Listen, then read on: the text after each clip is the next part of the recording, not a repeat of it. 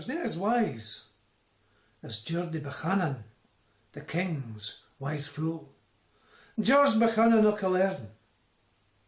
Oh, he became an educated man, you care.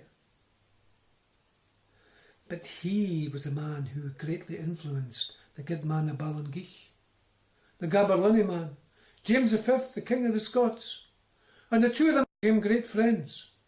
Indeed, was he not the king's wise fool, his great counsellor? For often it was said that the counsel of the king was in the head of his wise fool. And at the court of the king he taught him many a tongue. And there he learned Latin and Greek and Spanish, Hebrew, many a tongue. And did he not become tutor to our beloved Queen Mary, the Queen of the Scots, and James VI, who was to become the first of England? Well, I'm going to tell you a tale about Geordie and his great wit. One day this erudite wise fool crossed the border, and he was visiting Canterbury Cathedral of all places, and there in the presence of all the bishops of England, including Canterbury himself, they got involved in some kind of discourse, an argument about the meaning of a Greek word in the New Testament. After a while, indignant, Canterbury rose to his feet and said, "Oh, I suppose when you left Scotland, all the wisdom of the Scots left with you." "Ha ha ha." "Oh, is that so?" said Geordie. "Well, your grace," he says, "I'll make a wager with you. I'll make a bet," he says.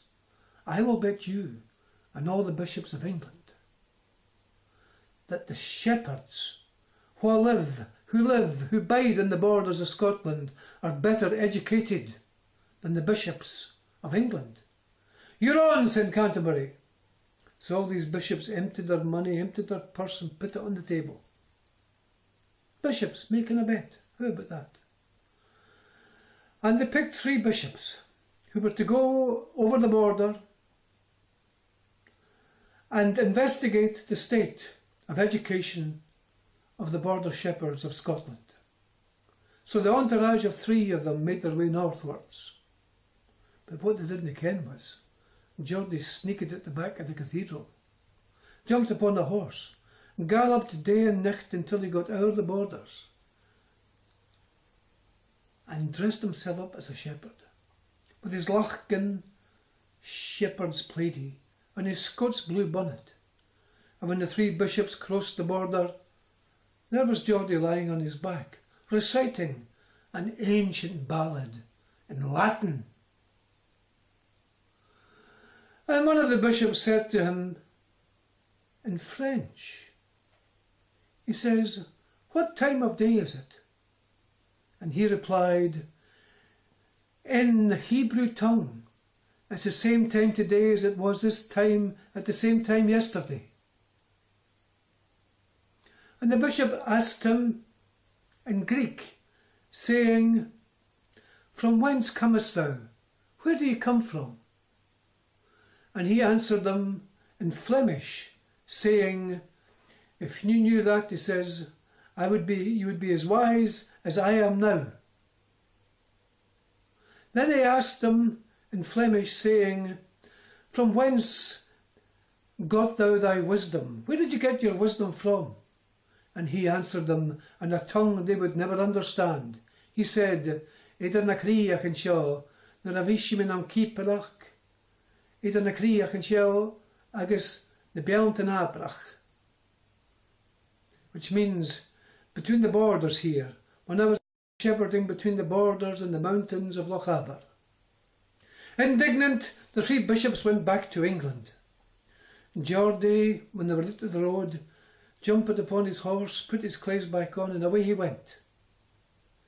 And jumped in the back of the cathedral, sitting there with his clerical gown on and his mitre on his head. When the 3 bishops arrived in the cathedral, "I don't believe it," said one of them. "We found the shepherd who was multilingual. It must be the work of the devil himself." Again Canterbury stood to his feet, and he looked George Buchanan straight in the eyes. He says, "How do you explain," he says, the state of education of the shepherds of the border of Scotland. And again he reiterated, I suppose when you left, the wisdom of the Scots must have left with you, but maybe I got that wrong.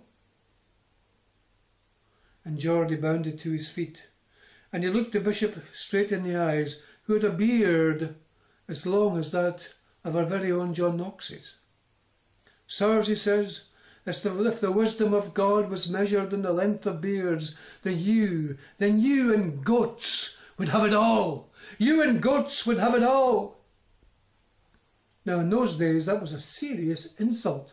Nowadays it would mean nothing, because ancients believed that your wisdom was measured in the length of your beard. Filled with indignation, Canterbury bounded to his feet, and there was George Buchanan across the table from him. The only thing between him and George was the breadth of the table. All right, he said, since you were so educated. Can you tell me then what is the difference between a Scot and a sot? A Scot and a sot. And Geordie bounded to his feet, and he looked Canterbury straight in the eyes, and he said, Sir, he said, Your Grace, he said, the difference between a Scot and a sot is the width of this table. The width of this table. And howls of laughter could be heard echoing in the great cathedral of Canterbury.